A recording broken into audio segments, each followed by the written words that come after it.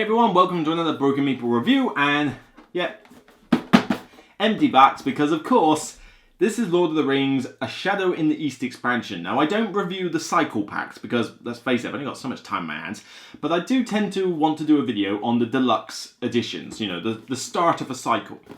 I do it with the Arkham Horror one as well. I did one for, I think I did Forgotten Age, and I also did one for Circuit Undone. This one, I don't think I did one for the the Ravanian one? I don't think I did. This is the newest one, and this one is essentially starting the Vengeance on Mordor cycle. So yeah, we're starting to deal with Easterlings and, you know, the Mordor like mythos from the Lord of the Rings books and that. But this is basically the same as another deluxe expansion before. You get free quests. You get a bunch of encounter cards for those quests. You get a couple extra heroes. You get player cards, you know, not tons, but you get a fair few player cards, you know, across the different spheres. And, you know, that's essentially what you get in the backs. So, of course, any of you who follow my blog will know that Lord of the Rings is one of my favourite games of all time. You know, the LCG. I play it lots. I have gone through all three of these quests in quick succession with a deck that is made up of one of the key cards from this expansion. And yeah, I have a blast. You know, I have a blast playing the game. But that's not to say that I'm going to suddenly go, oh, this is a 10 out of 10 expansion, you must get it just because of that. No, I've got to sort of rate the expansion based on its own merits, because some of you are going to get into this game and maybe skip a cycle or two. There's a lot of content for this game now. I mean, I've lost track of how many cycles there are. But if you go from the start all the way to this, that's a lot of packs you're buying. That's a lot of money. And that's not even including the Saga expansions on the side, which have their own trail. I mean, this game is huge. And I'm glad to see that it's not dying out anytime soon. But is it starting to fade in terms of quality for these expansions? You know, when things have been around for a while, you're kind of like, oh, you know, is it starting to feel a bit dated? Is it starting to lose its edge? Well, spoiler alert, no, it's still going strong. This is another solid expansion. Is it as good as the one previously, Rome against Ravanian, or whatever it is, I forget what it's called, yeah, the Ravanian one? I'd say it's slightly below that one. I mean, it's very difficult to tap the previous deluxe set to this. It was brilliant. You know, a couple of the quests were a little bit hard, I admit, but the archetypes it started, the player cards you got, and the cycle that followed was one of the best cycles the game has ever had. It was really, really good. But this one, though, I've got high hopes for. The quests themselves, they felt hard in a sense, but not too hard. I felt that with a reasonable deck, you had a good chance of beating all three of these quests. Neither one of them felt too easy.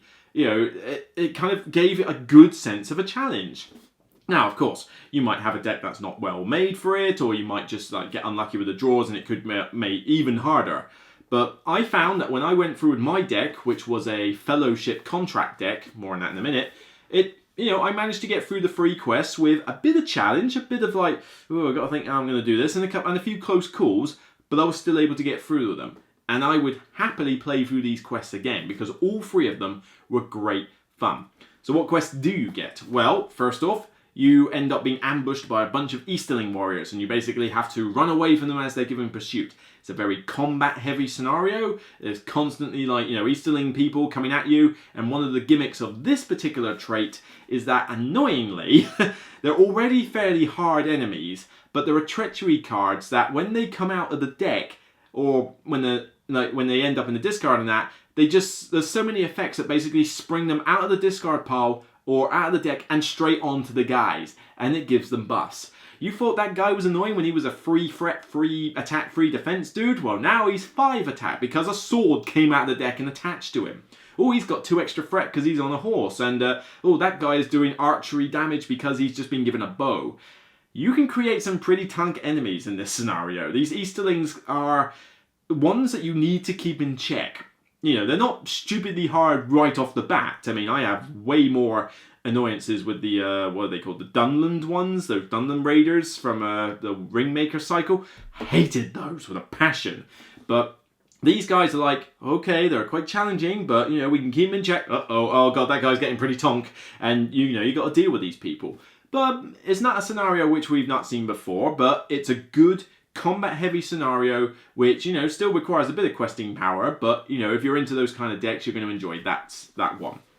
The second one is probably, it could say my favourite of the three. It reminded me of a previous side quest called Murder at the Prancing Pony. This one was kind of a partial deduction scenario. Now, we're not talking deduction like, oh, I've got to figure out this puzzle. No, it's not like that. But you end up in the city and it's like, everybody's a bit on edge. Oh, there's a cult in this area. Oh, we better go looking for it. Well, in this case, you have to go through the deck, find various people, find some clues, and explore locations in order to find what it is you're looking for. And then once you do find it, you have, a bit of a timer in the sense of, right, we need to hurry up and actually deal with this cult leader. And the cult leader could be different from game to game, and they are very different enemies. You might get the one cult leader that's like an absolute pain for your deck, but then you might get one that's like, oh yeah, I can deal with this guy, it's okay. But it's great that you have that element of variety. It's probably the easiest quest in the three, but it's by no means a cakewalk. If you're not questing hard enough, if you're not dealing with some of the pretty nasty enemies that can come out of the deck, or if you're just not going fast enough, you could fret out. And, it's pretty enjoyable. It just felt like a more calmer scenario. Like, I don't need to deal with 100 enemies at once. I need to think more about what am I going to do with the quests, the locations, etc. I found it quite a good fun scenario. And then the third one is aptly named the Temple of Doom. Yeah, Indiana Jones jokes aplenty. But this one has you going into a temple, and frankly, actually, it does feel a bit like Indiana Jones and the Temple of Doom, actually, because you found this temple, people have been kidnapped and taken to there, and they're being sacrificed. Okay, yeah, minus the whole kids working on minecarts and stuff like that aspect, it's not that dissimilar to the Temple of Doom, really. A cult in a temple that's sacrificing people. But this one is a really cool scenario. You have two separate decks of the encounter one. You have a tiny 5-card Mordor deck, and then the main encounter deck. And it even gives you a couple of turns to prep, like outside the temple before you go in. Like, there's no questing, there's no major enemies or anything. It's just, okay, you guys, just keep 2 turns. You got 2 turns. Get prepared before you go in. And then once you are in, there's multiple quest stages that you go through, but they're happening in different orders. And the more that you get through, the more powerful the cards in the encounter deck come against you, which is like, it's getting harder, it's ramping up and ramping out until eventually you get a reveal, which I'm not going to spoil. Suffice to say though, I skipped the cycle, like in terms of I haven't played the cycle yet, where this particular reveal is from that, or like was present in that. I had no idea this was a thing. I didn't recognize it when I saw it, and when it was revealed, I'm like, oh, okay, cool. But yeah, I kind of lost out on it because I had not played a previous cycle. But if you have followed this from day one and played every single cycle, you're going to enjoy the reveal that's in here. But it's a great scenario. The different stages have got different like negative effects they put on you, but also the main objective that you also have to clear at the end is ticking over with how many people are getting sacrificed. And every time one gets sacrificed, the Mordor deck flips a card, and it's this huge negative. A huge problematic one. One of them like puts you on, like, increases your threat by 5 and then reduces your threat elimination level, which is like nasty. One of them is a Nazgul enemy that's just rock hard and solid. Another one like nerfs your hand and stuff. It's like they are nasty effects, but it's very thematic in that it's kind of, it's saying that the whole threat of Mordor is getting greater and greater and greater, and as it does, these negative effects are all upon you. It does feel like a very epic scenario. So if you imagine that this played out like a movie with the 3 things, you start off with this big action scene of you running away like from Easterling warriors. Then it kind of mellows out, you've got a bit more of the plot, a bit more of everything going on in the second act with the middle scenario. And then you've got this Temple of Doom one where it's like, okay, everything's just hit the fan, let's go for it. And it's this big epic finale. As a trilogy, it works brilliantly as a great set of scenarios. So definitely really love the quests in this. The player cards, I'm not going to do a review of player cards because, to be honest, I'm not a big enough expert that I can say, oh, this card's great, this card's rubbish, or anything like that. There are podcasts that do this sort of thing. Check out those podcasts like Cardboard Rings and Tales on the Cardboard and stuff like that. Check out the written blogs. Check out these like people who put in the hard work and effort to review player cards. I listen to them. They're great. I think you should too, especially if you want to get like an up on the game. And of course, I don't build my own decks entirely. I use ringsdb.com, which is a database where the cards are all on there and people submit their own decks and you can copy them, you can tweak them to your heart's content, you can save your own deck list and chat with people. It's a great website and everybody in this community is just golden because it's a co-op game and everybody wants to help everyone out. But I'm not exactly a deck building expert. What I tend to do is look for a deck, think, oh, that's the theme I want. Then I take the deck and go, well, I might tweak that, maybe swap that for that. And, you know, rather than just copy the entire deck, I take a great idea and then do some refinements and then see what happens. Maybe I made the deck slightly worse in doing so, but it's just a lot quicker for me to do that. But the two free highlights in here. Firstly, you've got another Frodo. Yay, we have another Frodo finally, and he's a pretty solid actually. He goes in my deck that I used in this. He essentially allows you to pay a resource to ready someone who is in the quest. That's a pretty powerful ability. Trust me, I was using that constantly. You know, oh, I've got my Glorfindel character with free willpower, questing all the time. And he's ready. And on top of that, if you quest successfully, your threat goes down by 1. So he mitigates your threat, and he readies like one of your great other characters as long as you've got a spare resource on him. I love this guy. This is a really good Frodo character. I prefer him to the previous one, to be honest. But the other two weird things, and, well, I suppose on top of Frodo, you can have the One Ring. There's cards that are tied into the One Ring as a card. Your threat elimination level is lower, but then you can start with a card that is treachery cancellation or stops an opponent from attacking, you know, and you can build your deck to have these master cards in there. It's very good from a theme perspective, although I question how useful they're going to be in a lot of decks. But the two other highlights, firstly, Smeagol. Stupid fat hobbit, it ruins it. Smeagol's now a hero. Yes, you can have Smeagol. Brilliant. I don't know how exactly to get him to work though. I've tried some ideas. They haven't quite worked so far, but I can tell that when this is in widespread release, everybody is going to go crazy for Smeagol. They're going to try deck after deck with him. Because what's special about Smeagol? Well, firstly, he's free threat. Free. The lowest of the low characters can only muster about 5. 4 if they've got a special ability and you've created the hero lineup exactly. But most heroes will mostly sit around 6, 7 if they're really low threat characters, and much higher if they've got more stats. Smeagol, though, is a fairly solid 2/2/2 ally with only 3 threat cost. Sweet. Except you have to put 2 stinker treachery cards in the encounter deck, and if one of those comes out, he flips to an enemy, and you've got to take him out in order to flip him back over. Theme-wise, that is perfect for Smeagol. The fact that he can just at a moment's notice turn into Gollum, probably at the worst possible moment, and you need to be able to deal with him. Fantastic. Love it. Just trying to get him to work in a deck, though, is going to be a deck builder's challenge. But on top of that, you know, like I say, I think Smeagol decks are going to be interesting. The thing that I really like in this, though, oh yes, they're great. Contract cards. There's only 1 in this deck, but you can tell they're going to bring more out. I hope they bring 1 out every pack. I don't know if they will, but I want to see more of these contract cards. What they are is that they don't go in your deck, but they impose certain restrictions on what you can do. And then if you meet a certain condition, you flip the card over and it gives you this ridiculously good benefit, possibly with another limitation.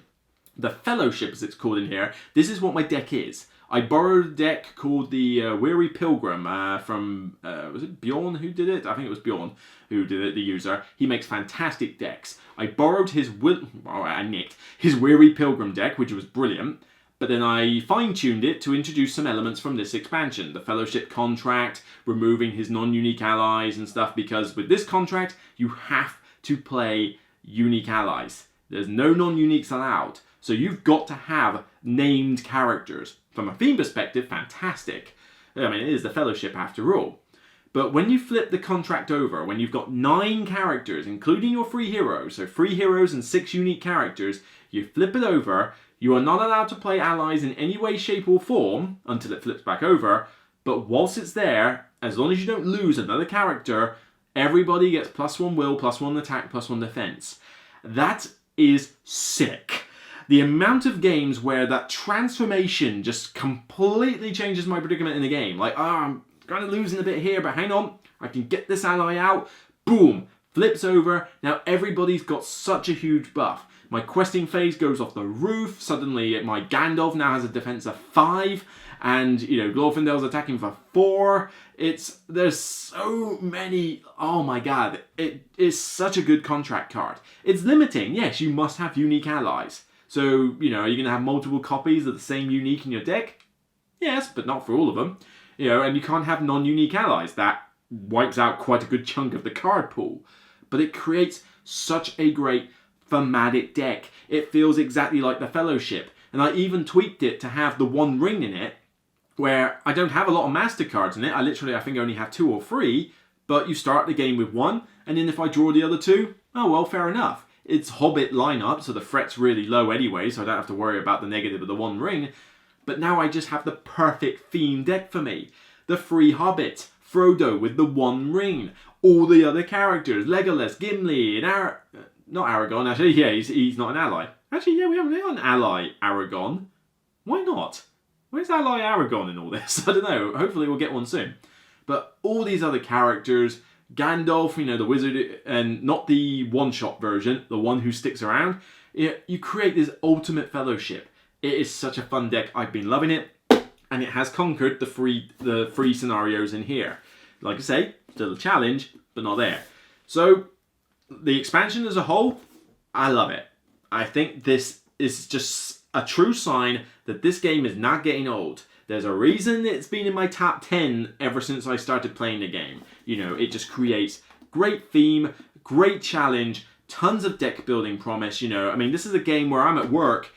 Don't tell my work about this, but I'm at work and I'll get some work done, and then at lunchtime I'm like, all right, Rings DB, I want to look at decks. Oh, I really want to create that deck, or maybe I'll start tweaking it. All right, let's do this and that. I'm doing this at my lunch at work. That's how much I want to play this game. I love it. So, there have been deluxe expansions I've not been as big of a fan of. I thought the Ringmaker one was a bit lacking. I really like the Grey Havens. The Harrod one was alright. I thought that was above average.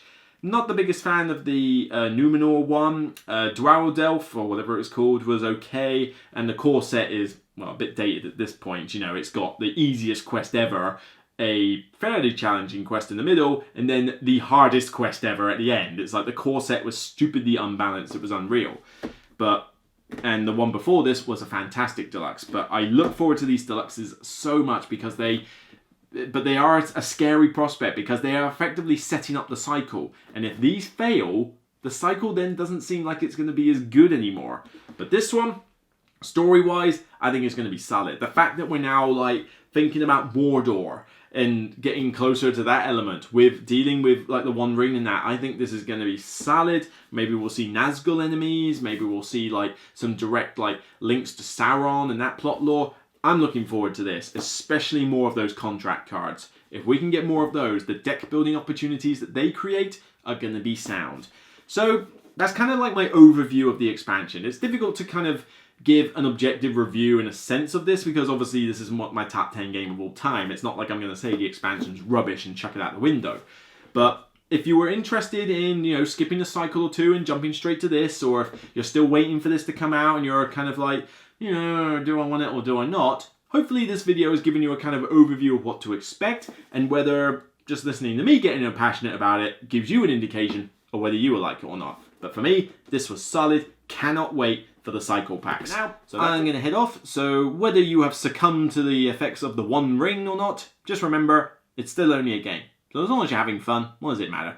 Take care, and I'll see you on the next review.